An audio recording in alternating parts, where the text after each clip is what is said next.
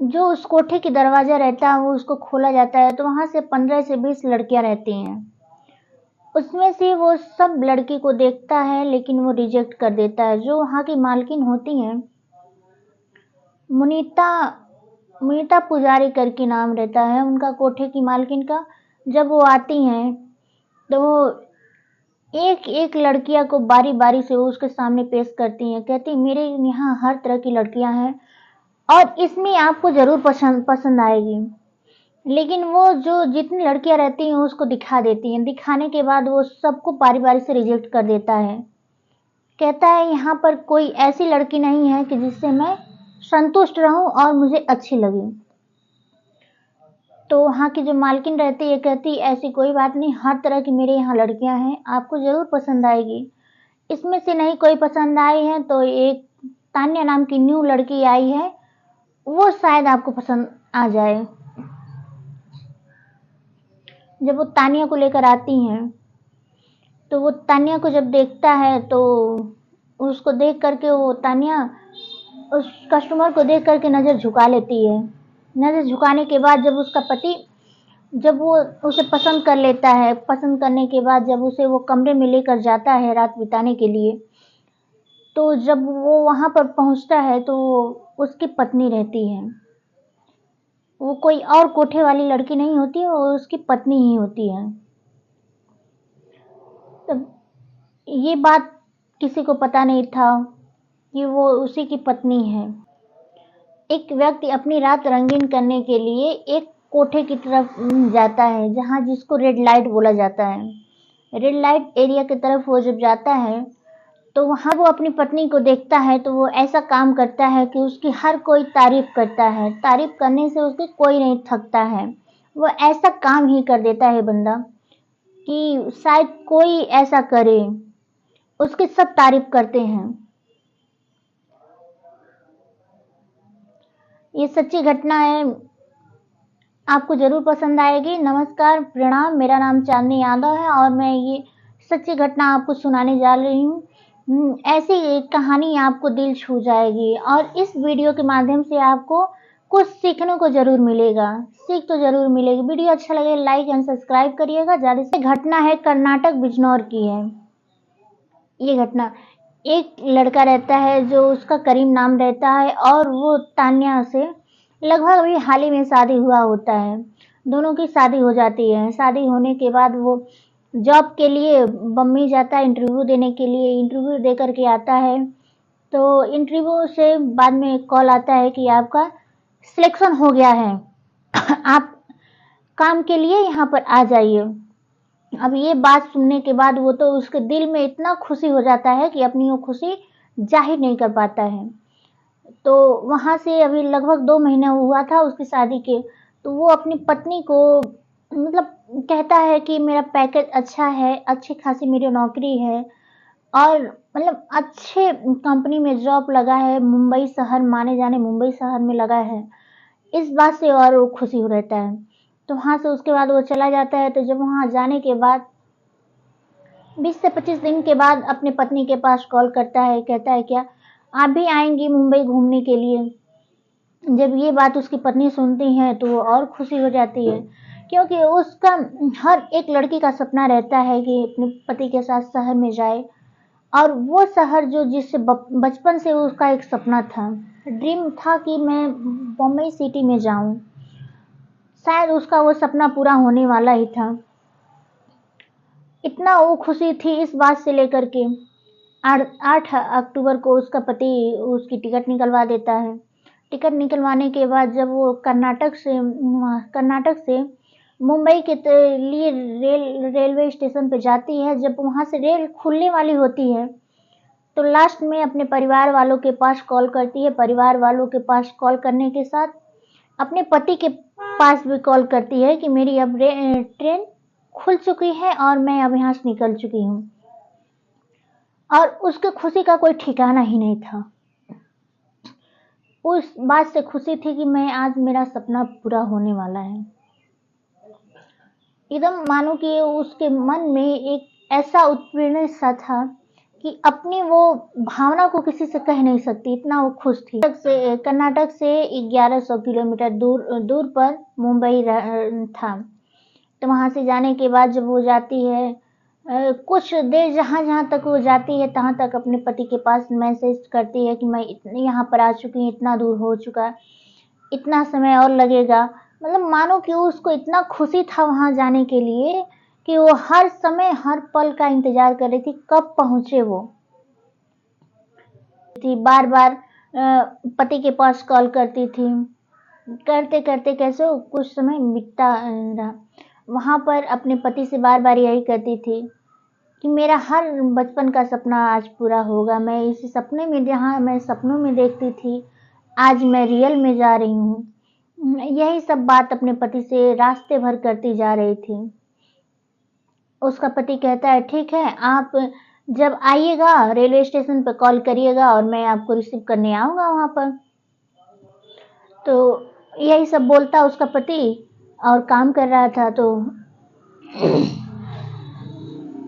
सपना पूरा होने वाला है। मैं इससे इतना एक्साइटेड हूँ कि मैं आपको बता नहीं सकती कि मैं कितना खुश हूँ कि जो मैं सपनों की दुनिया में जीती थी, आज मेरा वो सच होने वाला है। और मैं इस बात से नहीं, बल्कि मैं ये सोच कर हैरान हूँ कि कब पहुँची हूँ, आज कितना वक्त लगेगा मुझे पहुँचने में। यही सब अपने पति से बात करते हुए जा रही थी। उसका पति रास्ते में उसे कहता है कि ठीक है, आप आराम से आइए, कोई बात नहीं, आप जब आइएगा तो मुझे कॉल करिएगा, मैं रिसीव कर लूँगा। और ध्यान रखिएगा, मेरी एक बात ज़रूर ध्यान रखिएगा कि एक तो उसकी न्यू वाइफ थी, अभी 2 महीने पहले शादी हुई थी, पहले छोड़कर चला गया था और फिर उतना लंबा सफ़र अकेले करके आ रही थी। पत्नी खूबसूरत भी थी और साथ में अकेली ही थी, कोई था भी नहीं। इस बात से वो और हैरान रहता था। अपनी पत्नी से कहता है कि एक बात ध्यान दीजिएगा, चाहे रास्ते में कोई कुछ भी खाने पीने को देगा तो उसे आप खाइए पीजिएगा मत, मेरी ये बात ध्यान से सुनिएगा। तो वो कहती है ठीक है। यही सब अपने पति से बात करते हुए जब उसकी नज़र एक 2 वर्दी वाले पर, आर्मी वर्दी वाले पर जाती है, तो वो कहता है, जब अपने पति से बात करके फ़ोन रख देती है तो कहता है कि लग रहा है बहन आप पहली बार ट्रेन यात्रा कर रही हैं। तो उससे थोड़ा वो भ्रमित हो जाती है। होने के बाद कहती नहीं, पहली बार नहीं मैं कर रही हूँ, ट्रेन में तो मैं यात्रा कई बार कर चुकी हूँ, लेकिन मैं आज जहाँ जा रही हूँ, आज मेरे लिए सपना आज पूरा होने वाला है मेरा। मैं मुंबई आज पहली बार जा रही हूँ। मैं इससे बहुत खुश हूँ और इससे ज़्यादा खुश मैं ये हूँ कि आज मैं पहली बार अकेले इतना दूर यात्रा कर रही हूँ। वो सब बात सुनने के बाद अपने आपस में कानाफूसी करते हैं। कानाफूसी करने के बाद कहते कोई बात नहीं बहन, बात आपस में सब बात एक अपनापन लाने लगते हैं। और वो इस बात से तो अनजान रहती है कि उसके साथ कुछ होने वाला है। अब वो इन सब में उतना वो नहीं रहती थी, उससे वो एकदम अनजान थी। तो जो खाने पीने वाला चीज़ लेकर गई थी उसे खाने के लिए निकाल लेती है खाने पीने वाली चीज़। तो जो वहाँ पर रहते हैं ना कुछ लोग गाँव के, एक दूसरे को मोह माया दिखाने लगते हैं, प्यार बढ़ाने लगते हैं, चाहे वो अपना हो या चाहे पराया हो। तो वो खाना जो लेकर गई थी उसी में से बोली भैया आप भी खा लीजिए। वो सब बोले, दोनों खाना खाने लगे। दोनों को उनमें से अपना थोड़ा सा खाना उन दोनों को दे देती है, खाना खाने लगे। वहाँ से आधा रास्ता गुजर गया, उसका आधा रास्ता बीत चुका था, आधा ही बचा था, आधा अभी वहाँ से लगभग 150 से 200 किलोमीटर और दूर था। तब तक वहाँ पर एक चाय वाला आता है।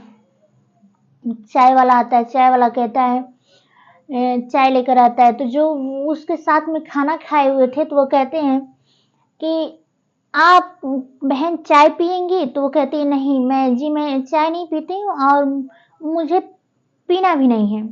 तो वो कहते ऐसे कैसे, आप खाना दिए तो हम लोग खा लिए और आप चाय नहीं पिएंगी, ये तो हो नहीं सकता। जबरदस्ती उसे 3 कप चाय लेकर आते हैं। चाय लेकर आते हैं तो उसे जबरदस्ती पीना पड़ा। पीने के साथ साथ वो कुछ टाइम बाद 10 से 15 मिनट बाद उसे चक्कर, एकदम बेहोश सा हो जाती है वो, उसे कुछ पता ही नहीं रहता चाय पीने के बाद। उसके बाद जब उसे कुछ पता नहीं रहता है और जब वहाँ से उसे हल्का फुल्का होश आती है तो वहाँ उसे ट्रेन नहीं बल्कि वो 4 व्हीलर में एक कार में ले जाकर सब बैठा देते हैं। और वहाँ 2 बंदे थे जो ट्रेन में थे, वही उसके साथ कार में भी थे, कार में भी मिलते हैं। तो वहां से वो उन सब को देखती है तो कहती, भैया मुझे कहाँ लेकर जा रहे हैं, कहाँ लेकर जा रहे हैं मुझे, मैं तो ट्रेन में थी, मैं कहाँ जा रही हूँ, ऐसे चीखती चिल्लाती थी। और वहाँ 2 थे, यहाँ पर 3 थे, एक ड्राइवर भी साथ में था। जब वो चीखती थी तो वहां पर जो एक बाजू में था उसे तेज से पूरा एक चाटा मारता उसके गाल पर। बोलता है एकदम चुपचाप बैठो, चीखोगी चिल्लाओगी तो खैर नहीं। वो एकदम डर सी जाती है, सहम सी जाती है। एक तो लड़की, उसका फोन भी सब ले लेते हैं, फोन ऑफ भी कर देते हैं। उसके साथ साथ और नहीं तो वो सोची कि मैं चीखूंगी चिल्लाऊंगी मेरे साथ कुछ गलत भी हो सकता है, इसलिए वो सोची अब तो मेरे साथ कुछ गलत होने वाला ही है। अब मैं किसी भ्रमित में पड़ चुकी हूँ। वो समझदार थी, ग्रेजुएटेड थी, तो इस बात से वो समझ गई कि अब लगता है मेरे साथ कुछ गलत होने वाला है। साथ में फोन भी नहीं था, साथ में ट्रेन भी नहीं था और पास में कोई और लोग भी नहीं थे। अब 4 व्हीलर में थे। जब वो 4 व्हीलर कुछ टाइम बाद लेकर जाकर एक रेड लाइट के पास जाकर सब रोकते हैं। वहां उसे वो भी पूरा होश भी नहीं था, हल्का फुल्का होश आ गया था उसे। उसके बाद जब वो रेड लाइट के पास सब लेकर जाते हैं, वहां पर ले जाने के बाद वहां उसे अच्छे से एकदम किसी को शक ना हो ऐसे अच्छे से, मतलब पेशेंट की तरह से पकड़ के दोनों तीनों तरफ से अच्छे से उसे पकड़ के लेकर जाते हैं वहां पर कोठे के पास। वहां जब मालकिन के पास जब लेकर गए, वहां पर उसकी बोली लगाते हैं सबकी, उसकी दाम उसका डिमांड करते हैं। उसे बेचने की प्रक्रिया सब चालू करते हैं। तो दाम आपस में डिस्कस कर रहे थे। वो चुपचाप बेचारी सुन रही थी, कुछ कह भी नहीं पाए। कुछ कहेगी क्या, उसके साथ कुछ भी हो सकता है, इसलिए वो शायद इस बात से वो चुप रहती थी, चुप चुप थी। उसके बाद वो जब वहां पर उसकी 50,000 में सब बोली लगा ली, उसके बाद लगाने के बाद वो तो सब अपना पैसा लेकर चल दिए। और वो जो वहाँ की मुनीता पुजारी जो मालकिन रहती थी, उसके आदमी उसको तान्या को पकड़कर अंदर लेकर जाते हैं। तब वहाँ वो चीखी चिल्लाई, थोड़ा सा रिएक्ट थी हुई कि मैं कुछ करूंगी यहाँ पर। तो वहां पर उसे सब मारते हैं और मारने के साथ साथ आवाज ना बाहर जाए, मुंह में कपड़ा डाल करके मारते हैं, मारने लगे। इस बात से तो और डर सी सहम सी गई। ऐसे करते करते उसका 13 दिन बीत चुका। 13 दिन बीतने के बाद एक 14 दिन जब हो गया, वहां पर एक कस्टमर आता है, उसे सर्विस देना रहता है। अब वहां काम ही क्या होता है, वही काम जो उनका है भाई, वो तो करना ही है। उन्हें पैसे से मतलब है, आप खुशी मन से करें या चाहे राजी मन से करें, चाहे कैसे भी करें, उनका तो काम है, तो काम तो पूरा करना ही होता है।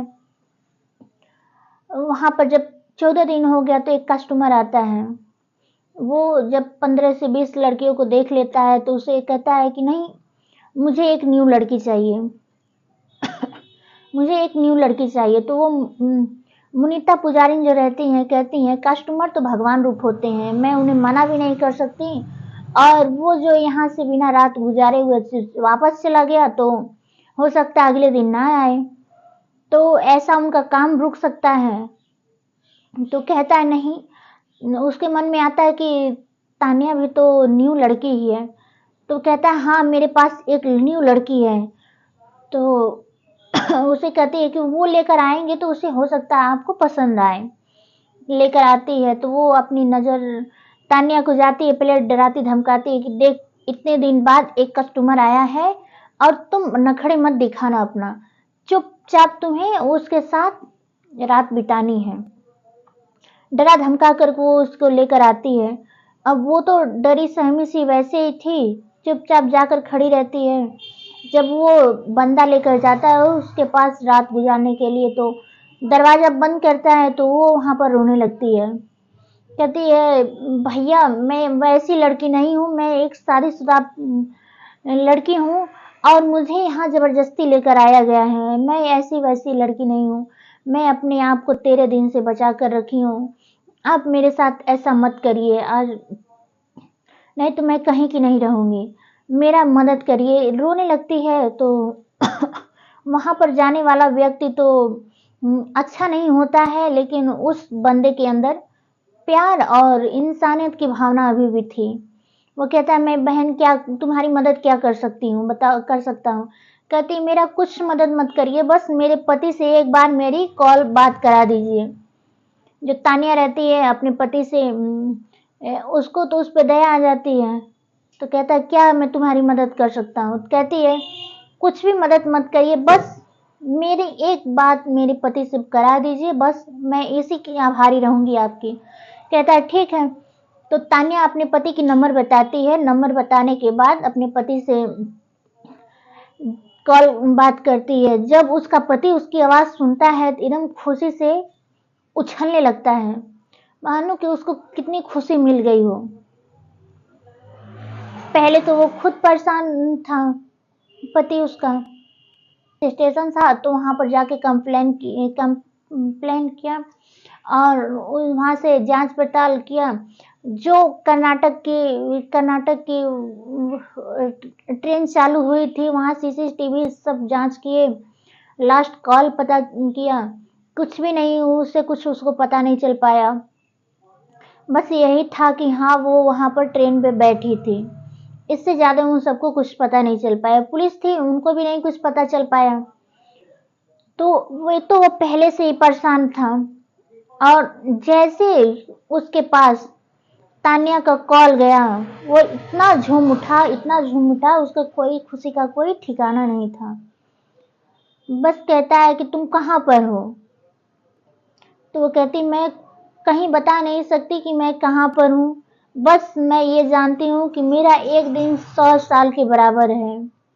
एक दिन मेरा 100 साल के बराबर है और मैं बस यही जानती हूँ कि मैं किसी भी तरह से अपने आप को बचा के रखी हूँ।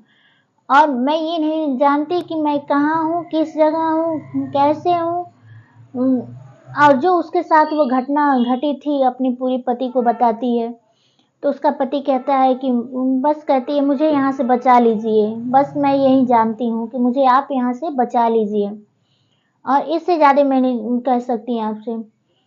तो जब वहाँ वो बताती है तो इस बात से उसका पति एकदम बात को लेकर के परेशान था कि मैं कुछ डायरेक्ट वहाँ पर जाऊँ तो तान्या को भी दिक्कत होगी, और इस तरह से जाता हूँ तो मेरे साथ साथ मैं डायरेक्ट भी बोलूँ तो मुझे भी दिक्कत होगी, तान्या को भी होगी, और मैं ऐसा कुछ भी नहीं कर सकता। मुझे भी बचाना है और उसे भी बचाना है। तो वो ग्राहक बनकर जाता है अपने पति के पास। वो कोठे के पास जब जाता है वहां ग्राहक बन करके, तो ग्राहक 15 से 20 लड़कियां जितनी रहती हैं उतनी सब लड़कियों को वो दिखा देती है वहां की मालकिन। सबको वो रिजेक्ट कर देता है। सबको रिजेक्ट करने के बाद कहता है यहाँ कोई एक लड़की नहीं है कि जिससे मैं संतुष्ट हूँ और मुझे उसे देखने से मन प्रभावित हो। कोठे कोठे की रहती है, कोठे पर तमाम छोटे छोटे कपड़ों में ऐसा ड्रेस में रहता है कि वहाँ कुछ पुरुष जाए, उनका न मन होने के बाद भी उनका मन आकर्षित किया जाता है कि उनकी तरफ आए। ऐसी ड्रेस पहना कर सब रहती हैं, पहले से वैसे ही रहती है। तो वहां पर उसे तो वो उसके मन में तो वो बिल्कुल था ही नहीं, वो तो किसी और मन से गया था। तो गया वहां पर, तो जो तान्या थी उसे बुला करके लेकर आती है मालकिन। तो वो अपने पति को जब देखती है तो नजर झुका लेती है। नजर झुकाने के बाद उसका पति उसे कमरे में लेकर जाता है। कहते उसके बाद वो अपने पति को पकड़ करके रोने लगती है। कहती है कि आपको नहीं पता कि मैं कैसे कि 14 दिन कैसे कैसे काटी हूँ। मतलब अपने पति से हर वो दुख बयां करती है कि जो उसके साथ बीता था। उसका पति से कहती है कि मुझे यहाँ से बस आप किसी तरह से निकाल लीजिए कि मैं यहाँ से चली जाऊँ, मुझे नहीं रहना यहाँ पर। और मैं, हो सकता है आज के बाद आप आए नहीं होते तो शायद मैं आपसे नजर नहीं मिला पाती। आज के बाद मेरा आखिरी था और मैं इस लायक नहीं थी कि आपके सामने खड़ी हो पाऊं। उसका पति कहता है कि कैसे मैं यहाँ से निकालूं। फिर उसके पति जो पुलिस ऑफिस पर कॉल करता है, पुलिस ऑफिस पर कॉल करता है। कॉल करने के बाद वो सारी हकीकत अपनी पुलिस को बताता है। पुलिस उसके बाद वहां पर आती है। आधे घंटे के बाद चारों तरफ पुलिस आ जाती है। उस जो रोड लाइट एरिया थी वहां पर एक मुनीता करके थी और एक सुख देव करके थी। दोनों लोग उस कोठे को चलाती थी। चारों तरफ से पुलिस उन सबको कोठे को छापा मार लेती है। उसके बाद उनको घेर के दोनों को बंद कर लेते हैं। वहां से जितनी 15 से 20 लड़कियां रहती हैं, सब लड़की को एक न्यू न्यू दान मिल जाता है कि उन्हें भाई जिंदगी जीने की आजादी मिल जाती है। सबको वहां से रिहा कर दिया जाता है और उन दो जो कोठी चलाने वाली रहती थी उन दोनों को गिरफ्तार कर लिया जाता है। और पति अपने पत्नी को लेकर के अपने घर जाता है। इस वीडियो के माध्यम से आप लोग को क्या सीख मिलती है कि किसी की बात पर इग्नोर ना करे, उसे थोड़ा सा ध्यान जरूर दिया जाए। और कहीं लंबे सफर में आप लोग जाएं, खास करके उन बहन बेटियों के लिए कि आप लोग को सतर्कता जरूर रखनी चाहिए और अपना ध्यान जरूर दें। किसी अजनबी इंसान पर विश्वास इस तरह से ना करें कि आए समय पे आप लोग को भोगना पड़े। वीडियो अच्छा लगा तो लाइक एंड सब्सक्राइब जरूर करिएगा, ज्यादा से ज्यादा सपोर्ट करिएगा। धन्यवाद। मिलते हैं नेक्स्ट वीडियो में। जय हिंद।